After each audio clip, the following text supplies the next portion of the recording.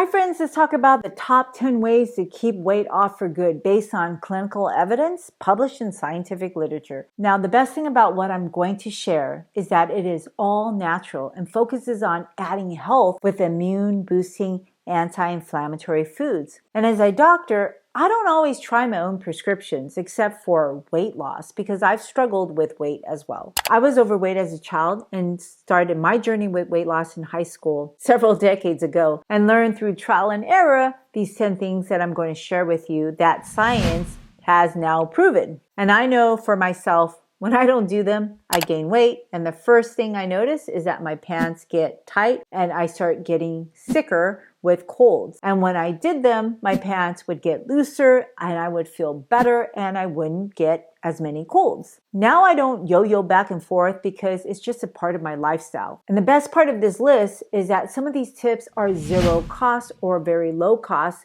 and involve items you probably already have in your pantry, such as number 10, vinegar. Add 2 teaspoons of vinegar to your meals to help your digestion, but really it's to help to control your blood sugar levels and promote weight loss. And you can do this by drizzling some balsamic vinegar on your salads, on your soups, or on your side dishes.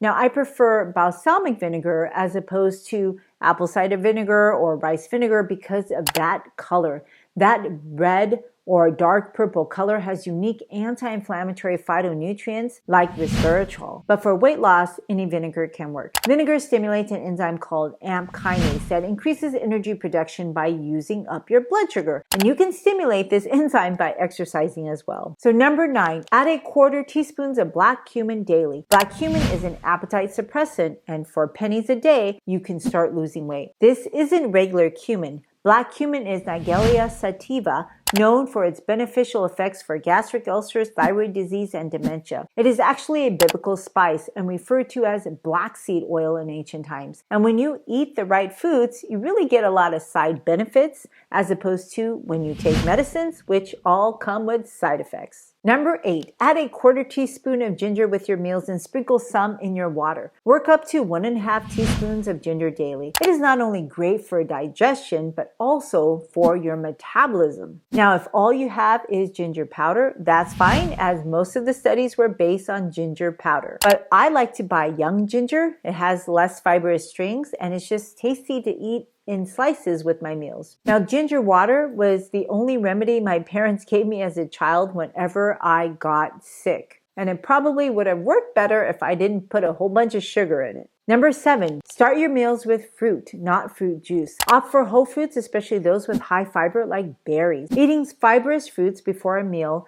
prevents overeating by shutting off hormones like ghrelin that drives hunger. Did you know that ghrelin stimulates cancer growth? But it is a natural hormone in you and it's important for your growth and development. But there's a balance, and this is why it's important to follow the balance of nature to eat. And when people interfere with the human body and you mess with your balance through appetite suppressing big pharma drugs or by eating highly processed foods, the body loses that natural ability to regulate, and then health problems will build up. Now, if you've watched my other videos, you know I'm all about maximizing health span and reducing inflammation. And some fruits are simply healthier than others. Berries are one of them, especially blackberries and blueberries because of that rich, dark color. They're also easily found in the supermarkets, and they're packed with phytonutrients to protect your DNA and cells against all the damage that you see just living regular life. Number 6 is always include leafy greens, especially cruciferous vegetables daily. And you can eat a lot of iceberg lettuce and you can even lose weight on that, but you're not going to improve your health much. That's beyond weight loss if all you eat is iceberg lettuce. Dark leafy cruciferous greens are high in nutrients, they are low in calories, and rich in unique protective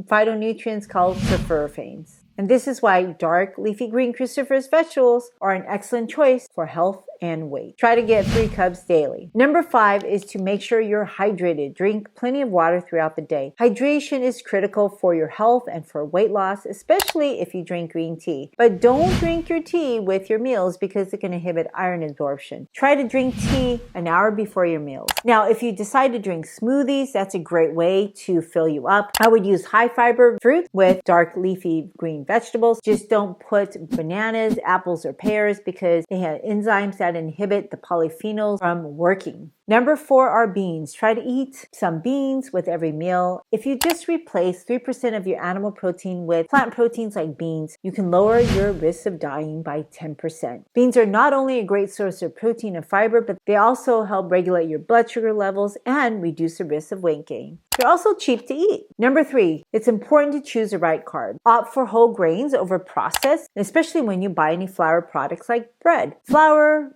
rapidly spikes sugar, which rapidly spikes insulin. And I learned this the hard way because I refuse to give up flour food and refuse to recognize bread as junk food. And when I gave up baking and started eating whole foods, I feel so much younger and I'm more active. Number 2, try to eat your meals early. Make breakfast your largest meal. If you ate the same thing and you just ate early, you can actually lose weight. Eating at night, especially 2 hours before bedtime or during bedtime, will really make you pack on weight fast because your body is not ready to digest food. But when you eat during the day, when your body's ready, you're also more active, so you tend to use up the calories you eat. And number 1, sleep for at least 7 hours. The lack of sleep has been linked to weight gain because of increased cravings and poor metabolism. You also make poorer food choices. Prioritize a good night's sleep for your health and your immunity. Now, I know all about sacrificing sleep. I did it as a teenager, as a student, as a parent. For me, it's a daily effort. There are so many things that get in the way